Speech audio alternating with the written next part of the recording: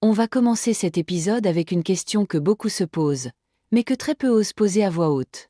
Une question qui peut faire sourire certains, mettre mal à l'aise d'autres, mais qui mérite une réponse claire, respectueuse et surtout bien informée. Aujourd'hui, on va parler d'un sujet qui touche à l'intimité, au bien-être et à la santé de façon globale. Et si vous êtes ici, c'est probablement parce que vous aussi, vous cherchez à comprendre, sans tabou, ce que certaines pratiques peuvent impliquer pour votre corps et votre équilibre. Sur cette chaîne, on aborde les thèmes liés à la vie intime avec une approche éducative et bienveillante. Et cela inclut aussi les sujets qui restent encore, malheureusement, entourés de silence ou de gêne, surtout chez les adultes de plus de 50 ou 60 ans. Pourtant, la vie intime ne s'arrête pas à un certain âge. Au contraire, elle peut devenir plus consciente, plus riche et plus connectée à ce qu'on ressent vraiment. Le but de cette vidéo n'est pas de choquer ou de juger. Il est simplement d'informer. Car poser des questions sur ce qui est naturel, c'est déjà un signe de maturité. Et c'est exactement ce dont il s'agit ici. Se poser des questions, chercher à comprendre, vouloir rester en bonne santé tout en vivant une vie intime épanouissante. Vous n'êtes pas seul à vous interroger. Chaque jour, des hommes et des femmes, parfois en couple depuis longtemps, parfois dans une nouvelle relation, se demandent ce qui est bon, ce qui est sans danger, ce qui est conseillé ou déconseillé. Et trop souvent, ils n'ont pas de réponse, ou trouvent des informations floues, exagérées, ou simplement erronées. Alors aujourd'hui, on va prendre le temps de répondre à cette fameuse question de manière simple, douce, mais aussi précise. Sans tourner autour du pot, mais sans entrer non plus dans un langage trop cru ou technique. Juste ce qu'il faut pour que vous puissiez vous faire votre propre opinion, librement, et avec toutes les informations nécessaires pour faire un choix éclairé. Prenez un thé, mettez-vous à l'aise. Ce moment, c'est le vôtre. Il y a une chose importante à comprendre quand on parle de vie intime. Le silence autour de certains sujets ne veut pas dire qu'ils sont rares ou peu importants. Bien au contraire. Ce sont souvent les questions les plus fréquentes, les plus humaines, qui sont mises de côté, soit par gêne, soit parce qu'on a grandi dans une culture où parler de certaines choses ne se faisait pas. Et cela touche particulièrement les générations plus âgées, pour qui la pudeur et la discrétion étaient souvent des valeurs fondamentales. Mais aujourd'hui, les choses changent doucement. On comprend de plus en plus qu'être bien dans sa tête, dans son corps et dans sa relation avec l'autre passe aussi par une bonne connaissance de soi, y compris sur le plan de l'intimité. Et pour cela, il faut pouvoir poser des questions, s'informer, et surtout en parler sans peur d'être jugé. Si certains sujets restent tabous, c'est souvent par manque d'éducation ou par peur de mal faire. On ne nous a pas toujours donné les mots ou les outils pour aborder ces thématiques de manière naturelle. Résultat, beaucoup de personnes, même très matures et expérimentées, n'ont jamais eu l'occasion d'en discuter vraiment, même avec leur médecin ou leur partenaire. Dans ce contexte, il est tout à fait normal de se sentir un peu hésitant. On peut avoir des doutes, se demander si ce qu'on pense ou ressent est normal, ou s'inquiéter à propos de ce qu'on entend ici et là. C'est exactement pour cela que ce type de contenu est essentiel, pour offrir un espace clair, fiable et rassurant. Il ne s'agit pas d'encourager ou de décourager certains comportements, mais plutôt de donner les informations nécessaires pour que chacun puisse faire ses propres choix, en toute liberté. Ce qui convient à une personne ne convient pas forcément à une autre, et c'est parfaitement OK. Le respect de soi et de l'autre passe aussi par cette ouverture d'esprit. Accepter que certaines pratiques soient présentes dans la vie de certaines personnes, même si ce n'est pas ce qu'on choisit pour soi. C'est ça aussi, vivre une intimité épanouie après 50 ou 60 ans. Ne plus se sentir contraint par les idées reçues, mais oser écouter ce que l'on ressent, et en parler avec confiance. Quand on parle de santé et d'intimité, il est important de savoir de quoi on parle concrètement. Alors, pour comprendre ce que cela implique d'un point de vue biologique, intéressons-nous un instant à la composition du liquide dont il est question dans cette vidéo. Beaucoup de gens s'imaginent que c'est quelque chose de complexe, voire mystérieux, alors qu'en réalité, il s'agit d'un mélange naturel que le corps produit de manière tout à fait normale. Ce liquide est principalement constitué d'eau. C'est ce qui lui donne sa texture fluide. À cela s'ajoutent des substances comme des sucres naturels, notamment le fructose, qui servent à fournir de l'énergie aux cellules qu'il transporte. Il contient également de petites quantités de protéines, de vitamines comme la vitamine C, et certains minéraux en très faible concentration, tels que le zinc, le calcium et le magnésium. Tous ces éléments sont présents dans des proportions très modestes, et ne présentent pas de risque pour la santé dans le cadre d'une relation saine et équilibrée. Il faut savoir que le corps humain produit naturellement ces substances dans bien d'autres contextes. On les retrouve aussi dans certains aliments que nous consommons au quotidien. Ce n'est donc pas une matière étrangère ou spéciale, comme on pourrait le croire. Ce qui est important, c'est de comprendre que cette composition peut varier légèrement d'une personne à une autre, selon son hygiène de vie, son alimentation, ou encore son niveau d'hydratation. Contrairement à ce qu'on lit parfois sur Internet, il n'y a pas de composant magique ou miraculeux dans ce liquide. Ce n'est ni un élixir de jeunesse, ni un remède à quoi que ce soit.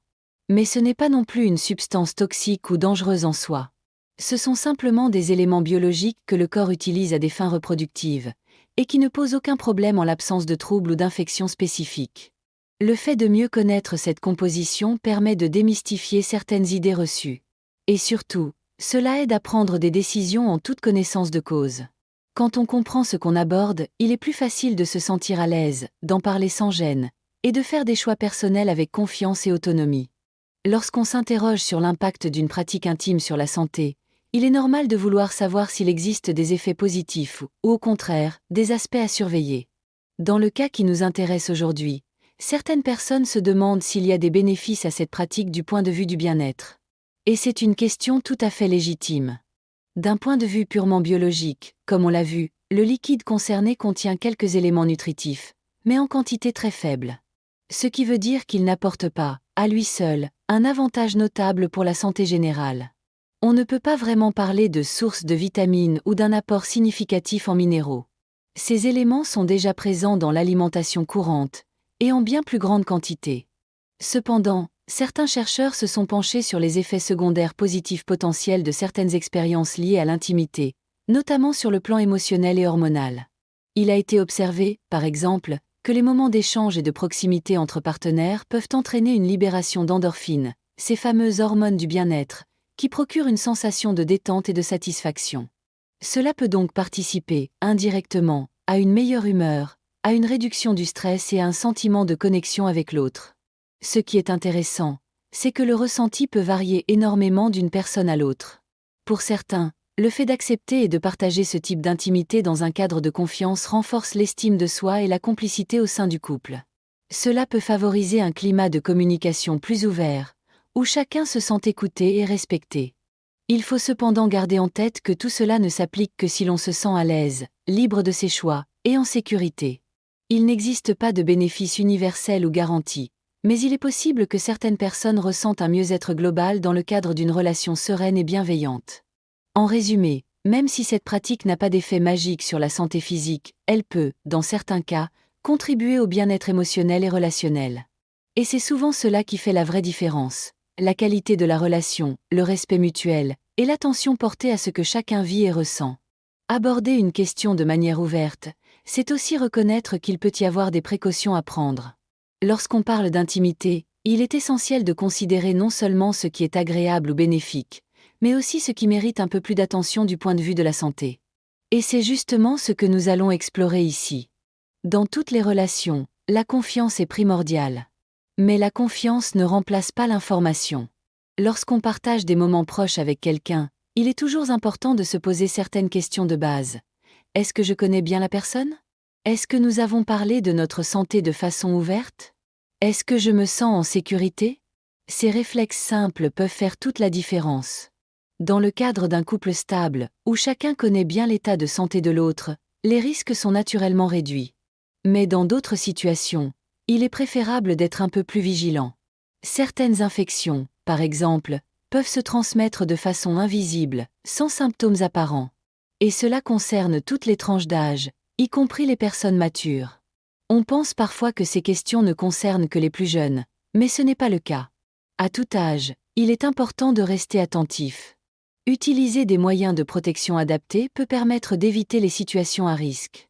Cela ne signifie pas qu'il faut vivre dans la peur ou la méfiance, mais simplement adopter des habitudes responsables, comme on le ferait pour n'importe quel aspect de la santé. Il est aussi conseillé de faire un petit bilan de santé de temps en temps, surtout si l'on entame une nouvelle relation. Il ne faut pas non plus hésiter à poser des questions à un professionnel de santé. Certains pensent que ces sujets sont gênants ou inappropriés à aborder avec un médecin, surtout passé un certain âge. Mais en réalité, ces professionnels sont justement là pour ça, pour écouter sans jugement, rassurer et orienter si besoin. Finalement, se protéger, c'est une forme de respect envers soi-même et envers l'autre. Cela permet de vivre sa vie affective avec plus de sérénité. Prendre soin de soi, ce n'est pas dire non à la spontanéité ou au plaisir, c'est simplement s'assurer que l'on avance avec légèreté et conscience. Quand on cherche à mieux comprendre une pratique liée à l'intimité, on a souvent envie de savoir ce que dit la science. Est-ce qu'il existe des études sérieuses sur le sujet? Est-ce que des chercheurs se sont penchés sur cette question? Ou est-ce qu'on reste dans le domaine des idées reçues? La bonne nouvelle, c'est que certains travaux ont bel et bien été réalisés, même si cela reste encore un domaine relativement discret dans le monde scientifique. Certaines recherches ont examiné les composants du liquide en question, pour vérifier s'il présentait un quelconque intérêt biologique ou un potentiel risque. Comme mentionné précédemment, les résultats montrent qu'il s'agit d'un mélange de substances simples, déjà présentes dans notre alimentation ou dans le fonctionnement habituel du corps humain. Rien d'extraordinaire donc, ni en bien, ni en mal. Mais ce n'est pas tout. D'autres études se sont intéressées à l'impact émotionnel et relationnel de certaines pratiques dans la vie de couple. Bien que cela reste difficile à mesurer de façon objective, il semble que, dans un contexte de confiance et de respect mutuel, certaines expériences partagées peuvent renforcer le lien affectif entre les partenaires. Ce n'est pas tant la pratique en elle-même qui serait bonne ou mauvaise, mais plutôt la manière dont elle est vécue, intégrée dans la relation, et discutée entre les deux personnes. Les chercheurs soulignent aussi l'importance du consentement, de la communication et du bien-être émotionnel dans l'épanouissement global. Le simple fait de pouvoir parler librement de ses envies ou de ses limites est en soi un facteur de santé psychologique. Cela diminue l'anxiété, améliore l'estime de soi et favorise une relation plus harmonieuse. Ce qu'il faut retenir, c'est que la science n'apporte pas de réponse catégorique, du type oui, c'est bon ou non, c'est mauvais. Ce qu'elle nous dit, en revanche, c'est que le contexte, le respect mutuel et l'absence de facteurs de risque sont essentiels. Et c'est probablement cela, le message le plus important. Il ne s'agit pas de chercher une vérité universelle, mais d'apprendre à écouter son corps, son cœur, et de prendre des décisions éclairées, en accord avec soi-même et avec l'autre. Dans toute relation, quel que soit l'âge, il y a un principe fondamental qui ne devrait jamais être oublié, le respect mutuel. Et ce respect commence toujours par le consentement. Cela signifie que chaque personne doit se sentir libre d'accepter ou de refuser une pratique, sans pression, sans peur de décevoir, et sans se sentir jugé. C'est une base essentielle pour une vie intime épanouie et équilibrée. Il arrive parfois, surtout dans les couples de longue date, que certaines demandes soient faites sans vraiment ouvrir un vrai dialogue. On suppose que l'autre est d'accord, ou on pense que c'est normal dans une relation. Pourtant, chaque personne a ses propres limites, ses préférences, ses zones de confort. Et ces limites peuvent évoluer au fil des années. Ce qui était acceptable à une époque peut ne plus l'être, ou au contraire, ce qui semblait gênant auparavant peut aujourd'hui sembler naturel. Rien n'est figé. Ce qui rend une relation solide, c'est justement cette capacité à écouter, à poser des questions sans gêne, et à accueillir la réponse avec bienveillance. Dire oui doit toujours être un choix libre, jamais une obligation. Et si une personne ne se sent pas à l'aise avec une certaine expérience, cela ne remet pas en cause l'amour, la fidélité ou la qualité du lien. Il s'agit simplement d'harmonie, de compréhension, et de respect des rythmes de chacun. Il peut être tentant, parfois, de céder par peur de blesser ou de créer un malaise. Mais dans ces situations, il vaut mieux prendre le temps d'en parler, d'exprimer ce que l'on ressent vraiment, et de chercher un terrain d'entente qui respecte les deux partenaires. Cela renforce la confiance et évite que des non-dits ne s'installent. Il est également utile de rappeler que le désir ne se résume pas à une seule forme d'intimité. Il existe 1000 façons de partager de la tendresse, de la complicité, de la chaleur. Le plaisir de se retrouver, de s'écouter, de se comprendre, peut être encore plus fort quand chacun se sent totalement libre d'être soi-même. En fin de compte, le consentement n'est pas seulement un accord, c'est une preuve de respect profond. C'est un langage silencieux qui dit « Je te vois, je t'entends, et ce que tu ressens compte autant que ce que je ressens ». Et c'est probablement cela, le plus beau fondement d'une relation sincère. Dans une relation durable, il y a un élément souvent sous-estimé qui joue pourtant un rôle fondamental dans la qualité de la vie intime, la communication. Parler ouvertement avec son ou sa partenaire de ce que l'on aime, de ce qui nous met à l'aise ou non, permet de construire une relation plus sereine, plus complice, et surtout plus respectueuse. Mais oser aborder certains sujets, surtout ceux qui touchent à la sphère privée, n'est pas toujours facile, surtout après plusieurs années de vie commune. Avec le temps, on croit souvent se connaître par cœur. On pense que l'autre devine ce qu'on ressent, ce qu'on veut ou ce qu'on n'ose pas dire. Mais la vérité, c'est que les envies, les besoins et les perceptions évoluent. Ce que l'on appréciait autrefois peut changer, et de nouvelles curiosités peuvent apparaître. C'est justement pour cela qu'il est essentiel de garder le dialogue ouvert, même, et surtout, sur des sujets qu'on n'a jamais vraiment abordés. Le plus difficile, ce n'est pas forcément de parler, mais de savoir comment le faire. Il ne s'agit pas de poser des questions directes ou de faire des demandes brusques, mais plutôt de créer un espace de confiance où chacun peut s'exprimer librement. Par exemple, poser une question comme « Est-ce que tu te sens bien quand on partage ce moment ?» ou « Y a-t-il quelque chose que tu aimerais essayer différemment ?» peut ouvrir la porte à des échanges profonds et apaisés. Parler de ce que l'on ressent, même avec simplicité, évite les malentendus et permet d'éviter que l'un des deux ne se sente mis de côté ou incompris. Cela renforce aussi le lien émotionnel, car chacun sent que sa parole a du poids, que son vécu est pris en compte. Et cela peut véritablement transformer la qualité de la relation. Il ne faut pas avoir peur du silence ou des hésitations. Il est tout à fait normal de ne pas trouver tout de suite les bons mots. L'important, c'est d'avoir l'intention d'écouter et de comprendre. Car derrière chaque mot, il y a une envie de partage, de complicité, et parfois même, un besoin de redécouvrir l'autre. Et cette redécouverte peut être une source de joie inattendue, à tout âge. Il existe une idée reçue encore très présente dans notre société, celle selon laquelle la vie intime perdrait de son importance avec l'âge. Pourtant, de plus en plus d'études et de témoignages prouvent le contraire. Ce n'est pas parce que l'on a passé un certain cap 50, 60, voire 70 ans que les envies disparaissent ou que la complicité perd de sa valeur. Au contraire, cette période de la vie peut représenter une nouvelle étape, plus calme, plus libre et parfois même plus intense sur le plan émotionnel. Ce qui change, ce n'est pas forcément le désir, mais la manière dont il s'exprime. Après des années d'expérience, on connaît mieux son corps, on sait ce qui nous fait du bien et ce qu'on souhaite éviter. On n'a plus besoin de se conformer à une image ou à une performance. L'important devient alors la qualité du lien, l'écoute, la tendresse partagée. Et c'est là que la maturité apporte quelque chose de précieux. Une forme de tranquillité et d'authenticité qui renforce la confiance en soi. Dans cette nouvelle phase de vie, on peut aussi redéfinir ses priorités. Il ne s'agit plus de suivre des modèles imposés, mais d'inventer son propre chemin, en fonction de ses envies, de ses capacités, et surtout de son bien-être. Certaines personnes redécouvrent des sensations mises de côté depuis longtemps, d'autres explorent de nouvelles façons d'être proches.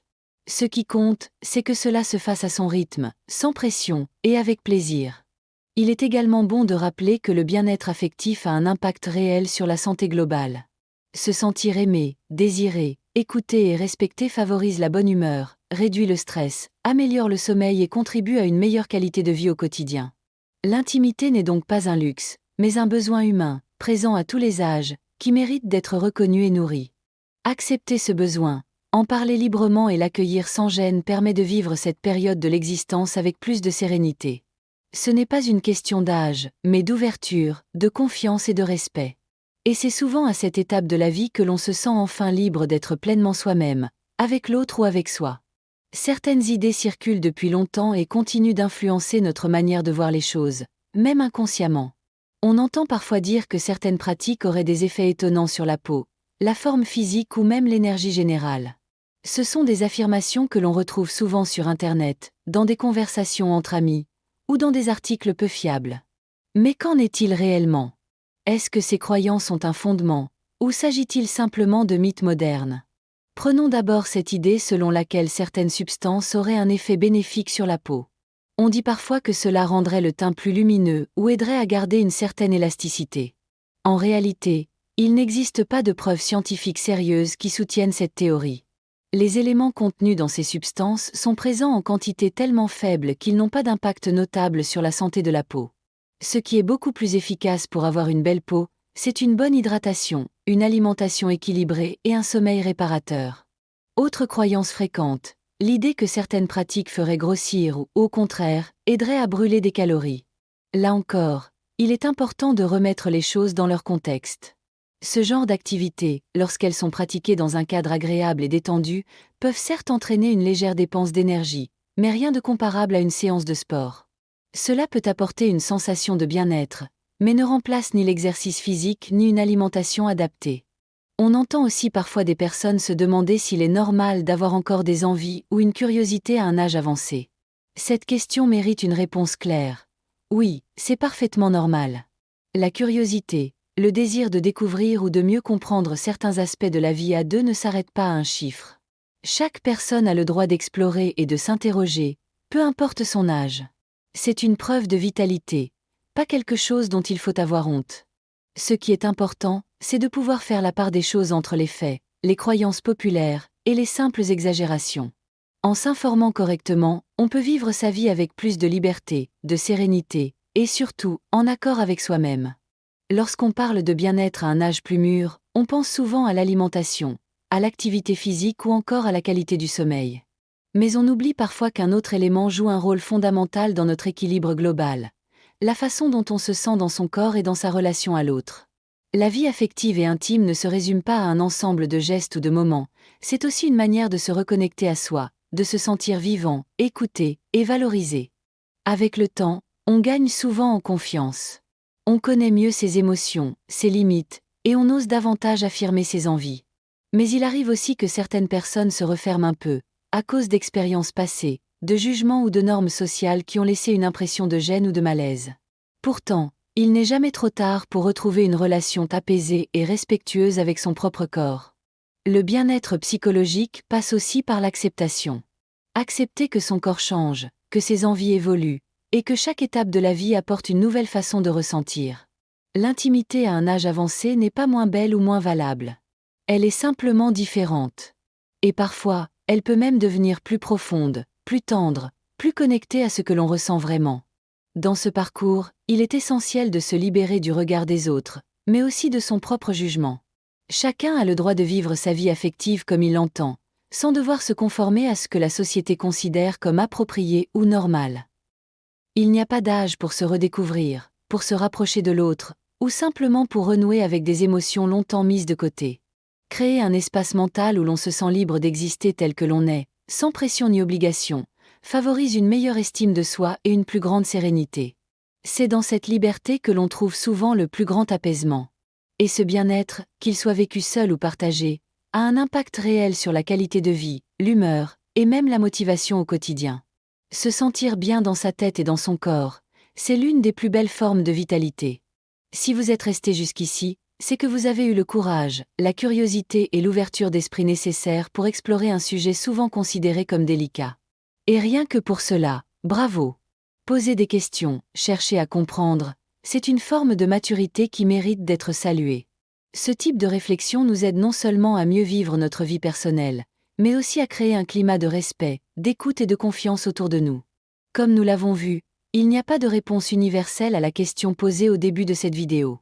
Il ne s'agit pas de dire ce qu'il faut faire ou ne pas faire, mais plutôt de donner des clés pour que chacun puisse faire ses choix en conscience, selon ses valeurs, ses envies et ses limites. L'important n'est pas ce que l'on fait, mais pourquoi on le fait, et dans quelles conditions. Le respect, le confort et la sécurité sont les piliers fondamentaux d'un bien-être durable. Ce qui compte aussi, c'est de se sentir libre d'en parler, sans peur d'être jugé ou incompris. Trop souvent, ces sujets sont entourés de silence, comme si le simple fait de poser une question remettait en cause notre dignité. Au contraire, s'autoriser à en discuter, que ce soit avec un professionnel, un partenaire ou même dans une communauté bienveillante, c'est une preuve de confiance en soi et de souci de sa propre santé. Ici, sur cette chaîne, nous avons choisi de créer un espace accueillant, où chacun peut s'informer sans tabou, avec sérieux mais aussi avec humanité. Vous y trouverez d'autres contenus pour continuer à explorer ces questions qui touchent au corps, à l'esprit, et à la relation aux autres. Des vidéos pensées pour vous, avec le plus grand respect, et toujours dans une approche accessible et rassurante. Si ce sujet vous a parlé, n'hésitez pas à partager vos impressions, vos réflexions ou même vos doutes dans les commentaires. Vous n'êtes pas seul, et chaque témoignage peut aider quelqu'un d'autre à se sentir un peu plus compris, un peu plus libre. Merci pour votre confiance, et surtout, n'oubliez jamais que prendre soin de soi passe aussi par le fait de mieux se connaître. À tout âge.